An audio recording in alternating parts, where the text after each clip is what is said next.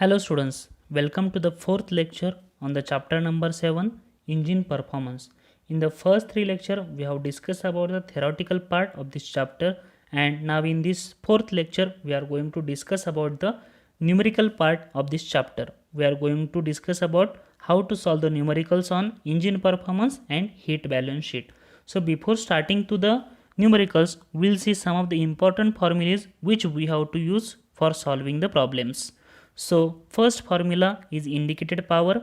Indicated power can be calculated by IP is equals to PIM into Vs into N into K divided by 60,000. Whatever the unit for this indicated power, it will be in kilowatt. Where this PIM is nothing but the indicated mean effective pressure. This Vs is nothing but the swept volume. Small n is equals to number of power strokes. K are nothing but the number of cylinders which are going to be used in the engines. Now if we have to find out the small n, that is number of power strokes, we know that for the 4-stroke engine our engine is firing half of the revolution of the crankshaft. So small n is equals to capital N divided by 2, and for the 2-stroke engine we know that our engine is firing every cycle, that is small n is equals to capital M for the 2-stroke engines. Now second formula is for the brake power. For calculation of the brake power, there are 4 formulas can be used. First formula is similar to the indicated power. Brake power equals to PBM into Vs into K divided by 60,000, where this PBM is nothing but the brake mean effective pressure. Next, second formula is brake power is equals to 2 pi nt divided by 60,000, where this n is nothing but the speed of the engine in terms of RPM, and T is nothing but the torque generated by the engine in terms of Newton meter. Third formula for the brake power is equals to 2 pi n W into R, that we know that torque we can able to calculate by this balancing weight into the effective radius R, where this W is nothing but the balancing weight in terms of Newton, and R is nothing but the effective radius which will be in terms of meter. So this torque is nothing but W into R. This is the third formula for the brake power. And last formula for the brake power is equals to 2 pi n into this W into R, again subdivided into weight. W is nothing but weight, and we know that weight is equals to M into G. That's this formula is similar to the third one, that is we have just replaced W as a M into G. Mass into gravitation acceleration. M into G into R divided by 60,000. Remaining will be same. That means we can say that there are mainly two main formulas for the brake power. This one first and second one. We have just simplified this third and fourth from this second formula.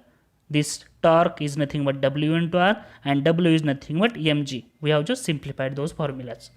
Now next formula is for the friction power. We know that we can find out the friction power by indicated power minus brake power. Fourth formula is for the indicated mean effective pressure. Indicated mean effective pressure can be calculated by area of the indicated diagram divided by length of indicated diagram into spring constant if it is given in the problems. Now next important formulas are, fifth formula is for the mechanical efficiency. We have seen 4 types of the efficiencies that we have to discuss here. First, mechanical efficiency, it can be calculated as brake power divided by indicated power. Second efficiency, that is volumetric efficiency, it can be calculated by 2 ways, by using the mass as well as by using the volume. First formula is eta V, volumetric efficiency, is equals to m dot actual divided by m dot theoretical, or in terms of volume V actual divided by V swept, or V dot actual divided by V dot swept. Swept, or we can call this as a theoretical, because this is m dot is theoretical and V dot is also theoretical, but we know that theoretical volume is nothing but the swept volume. Now next formula is for the thermal efficiency. So there are 2 types of thermal efficiencies, indicated thermal efficiency and brake thermal efficiency. Formula for calculating the indicated thermal efficiency is eta ITH is equals to IP divided by m dot F into CV if mass is given. If the volume is given, then this indicated thermal efficiency is equals to IP divided by V dot F into CV. Similarly, break thermal efficiency calculated by eta BTH is equals to break power divided by M dot F into CV or break power divided by V dot F into CV if volume is given. Now next formula is about the specific fuel consumption, SFC. This specific fuel consumption, will see the two formulas, break specific fuel consumption and indicated specific fuel consumption. Break specific fuel consumption can be calculated by fuel consumed in kg per hour divided by break power in kilowatt. Here we have to consider the break power for break specific fuel consumption. For break specific fuel consumption, and for the indicated specific fuel consumption we have to just consider the indicated power. So it can be calculated by fuel consumed divided by indicated power in terms of kilowatt. So unit for this indicated or break specific fuel consumption is kg per kilowatt hour. And next formula is for the relative efficiency. Relative efficiency can be calculated by actual efficiency divided by ideal efficiency. Now for the petrol engine, we know that whatever our actual efficiency is many of the times break thermal efficiency, or whatever the efficiency which is actually calculated on your engine. But theoretical efficiency or ideal efficiency for the petrol engine we have to consider the Otto cycle efficiency, and for the diesel engine we have to consider the diesel cycle efficiency. So formulas for that is for ideal efficiency for the petrol is equals to Otto efficiency, and it can be calculated by 1 minus 1 upon R raised to gamma minus 1, where this R is nothing but the compression ratio, which can be calculated by Vc plus Vs divided by Vc, this way, Vc plus Vs divided by Vc, compression ratio R. Okay, so these are nothing but the formulas which we have to use while solving the problem. So first we'll start with our first problem of this chapter. So we'll read the problem as well as see the given terms whatever are there. A 4-stroke gas engine has a bore of 20 cm and stroke of 30 cm. Means what is given? First we can say that bore means nothing but the diameter is given and stroke means nothing but the length is given. It is given in terms of centimeter. We'll convert this in terms of meter, that is 20 cm equals to 0.2 meter and length 30 cm is equals to 0.3 meter. Next, what is given? And runs at 300 rpm, means n is given 300 rpm, firing every cycle.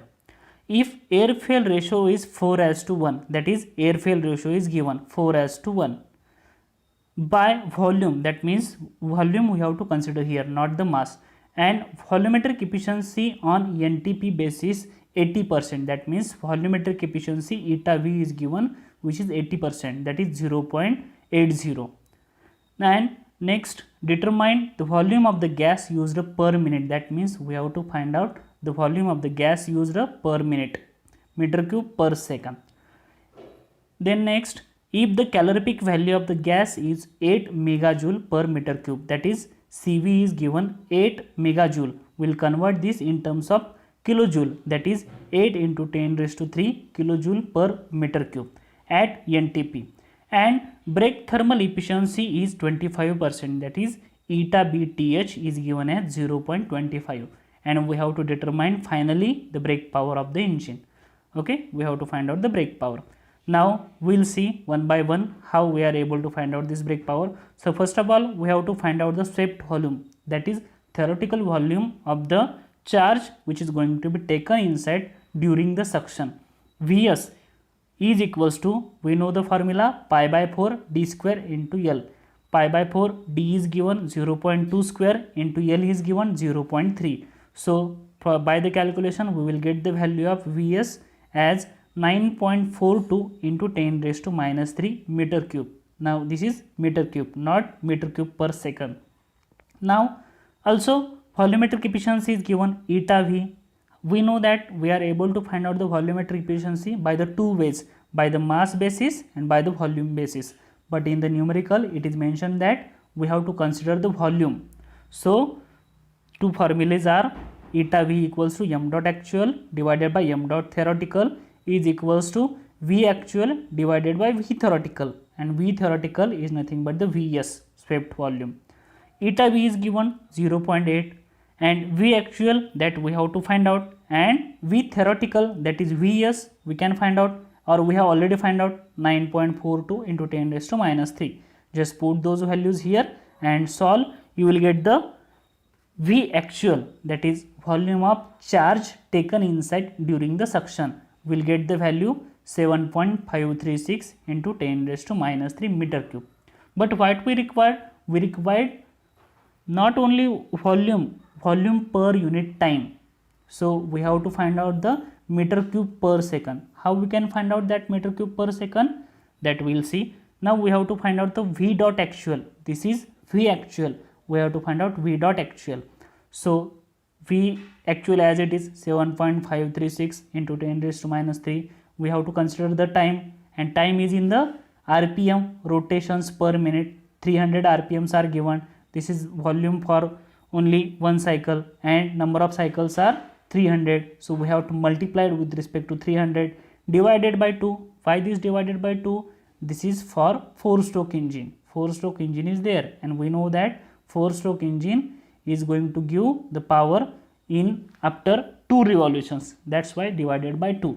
Also divided by 60. Why divided by 60? Because this 300 is in terms of revolutions per minute. We required revolution per second. That's why we have divided with respect to 60. So we will get the V dot actual, which is by the calculation we will get 0.01884 meter cube per second. So this is nothing but the amount of volume taken inside during the suction. Now this is a gas engine, not the diesel engine. We know that in the diesel engine only air is going to be taken inside during the suction, but if petrol engine is there or gas engine is there, during the suction charge is going to be taken inside. That means this actual volume is nothing but the gas plus air, because our engine is a gas engine. It is mentioned here, it is a gas engine. So whatever the charge is there, it is a consist of gas as well as air. So we required only the volume of gas. So that's why we'll find out this volume of gas used per second by this formula, V dot G divided by V actual, which we have get here, divided by 5. Why this divided by 5? Because air fuel ratio is given here 4:1. Means what? Fourth part of air is there and one part of fuel is there. We can consider small example. If 100 is there, 80 part, that is fourth part, is air, and 20 part, that is fuel part, it is a fuel. That means if we have to find out only fuel, we have to divide with respect to 5, because air fuel ratio is 4 divided by 1 or 4 by 1. So that's why divided by 5. So in this way we can find out the V dot G, only the volume of gas used per second. That we will get 3.768 into 10 raised to minus 3 meter cube per second. Now we have to find out the heat input. Now this is nothing but our volume of gas used per second, one of our unknown. Next unknown is our brake power. How to find out that? We'll see. For this brake power, we know the formula. Brake thermal efficiency is given, so we can use this formula. Eta BTH is equals to brake power divided by heat input. Brake power, that is our unknown. Eta BTH, it is given 25%, but one more unknown, that is a heat input, that we have to find out. So we will find out this heat input by V dot G into CV, calorific value. V dot G, just now we have find out 3.768 into 10 raised to minus 3 into calorific value is 8 into 10 raised to 3, that is 8,000. From this you will get the heat input 30.144 kilojoule per second, and just we have to put this value here. So you will get the brake power, which is nothing but 7.536 kilowatt. So in this way we can find out this brake power as well as volume of gas used per second. Now we will see the second problem. So first of all we will read the problem carefully and we will write down the given terms. A 6-cylinder gasoline engine, as the name suggests 6 cylinders, we can say that first given term is K is equals to 6. Gasoline engine. Gasoline means what? We can say it is a petrol engine. Operates on 4-stroke cycle. 4-stroke cycle means n is equals to small n equals to capital N divided by 2. The bore of each cylinder is 80 mm and stroke 100 mm. That means D is given 80 mm and L, that is length, is given 100 mm or stroke is given. So we will convert this in terms of meter. So 80 mm will be 0.08 meter and 100 mm will be 0.1 meter. Next, the clearance volume per cylinder is 70 cc. That means clearance volume Vc is given 70 cc. This cc means what? It is nothing but the cubic centimeter. So we can convert this equals to 70 centimeter cube. So we have to convert this in terms of meter cube, which will be 70 into 10 raised to minus 6 meter cube. Okay. Then next, at a speed of 4000 rpm, that means n is given as 4000 rpm. The fuel consumption is, we can say it is given as 20 kg per hour. Here given as a 20 kg per hour.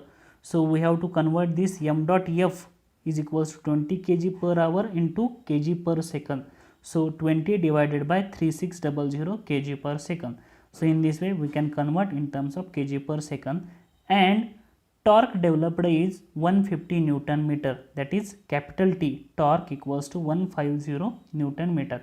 Next, calculate 4 terms we have to calculate. First, brake power is one of our unknown. Second one, brake mean effective pressure, that is PBM.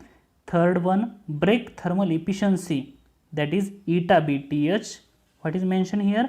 If calorific value of the fuel is 43000 kilojoule per kg, that is CV is given 43000 kilojoule per kg. And fourth unknown we have to find out, that is the relative efficiency on brake power basis, that is relative efficiency brake power basis, assuming engine works on the constant volume cycle. That constant volume cycle, that nothing but, we know that Otto cycle is nothing but the constant volume cycle, where gamma is given as 1.4 for the air. This gamma is 1.4. So these are the given terms, and now we will find out one by one our unknowns. First unknown is our brake power. So we will find out brake power. We know that there are two formulas for the brake power. First one is this, which we have used here, 2 pi nt divided by 60,000, or second formula is PBM into Vs into N into K divided by 60,000. But PBM is not given, that is our one unknown. So we can't use that formula. So we will use this formula in which torque is given, N is given. So we will find out brake power equals to 2 pi nt divided by 60,000. N is 4000 given, where the torque is given as 150. So by the calculation we will get this brake power 62.8 kilowatt. So our first unknown we have find out. Now next, second unknown we have to find out, that is brake mean effective pressure. Just now we have discussed for the brake power, second formula is there, PBM into Vs into N into K divided by 60,000. Brake power we have just find out 62.8. PBM is our unknown. Vs, that we can find out pi by 4 d square into L, because D is given, L is also given, so we can find out this Vs into N. This is a 4-stroke engine, so small n is equals to capital N divided by 2 into K, number of cylinders, 6 cylinders are there. So by putting these values here and by the calculations, you will get the brake mean effective pressure, which is 6.25 bar. So our second unknown is also find out. Now third unknown, that is our brake thermal efficiency. Brake thermal efficiency formula is known to us, brake power divided by heat input. Brake power is given, brake power we have find out, and heat input is nothing but m dot f into Cv. M dot f is given 5.56. Here m dot f we have find out 20 kg per hour was given. We have converted that in terms of kg per second. So this m dot f equals to 5.56 into 10 raised to minus 3 into calorific value 43000. It is also given. So by the calculation you will get the brake thermal efficiency 26.27%. And now we have to find out our last unknown, fourth unknown, that is nothing but the relative efficiency. This relative efficiency we have to find out. Now what is formula for the relative efficiency? We know for the relative efficiency formula is actual efficiency divided by ideal efficiency. Okay, so this actual efficiency divided by ideal efficiency. To find out this relative efficiency, we should have two values, actual and ideal efficiency. So how to find out this actual efficiency? Just now we have discussed that to find out actual efficiency is nothing but the whatever the given efficiency, that brake thermal efficiency we can consider. So first of all we have to take that brake thermal efficiency as a actual efficiency. But second one, ideal efficiency. How to find out this ideal efficiency? This ideal efficiency is nothing but Otto cycle efficiency. Why Otto cycle efficiency? Because this is a gasoline engine and we have to consider the Otto cycle, and from the Otto cycle whatever our efficiency is there, that we have to consider as a ideal efficiency. So how to find out this Otto efficiency? For finding out this Otto efficiency, we have to consider the equation 1 minus 1 upon r raised to gamma minus 1. Gamma is given 1.4, but r, that is compression ratio, that we have to find out. How to find out that r? We know that here we can see r is equals to Vc plus Vs divided by Vc, compression ratio. Now Vc is given, clearance volume. In the first PPT we have seen this Vc is given 70 cc. From this Vc is known to us, but Vs we have to find out. How we can find out this Vs? Pi by 4 d square into L. That means we can find out Vs, we have the Vc, we can find out the compression ratio R. Now R is known to us and gamma is given, so we can find out ideal or Otto efficiency by using this formula. So we will get the Otto efficiency as 0.568. Now once we get the Otto efficiency, we have the actual efficiency, that is brake thermal efficiency, and we have find out the Otto efficiency. Just put those values here, you will get the relative efficiency, that is 46.23%, 46.25%. So in this way we can find out the relative efficiency. Okay.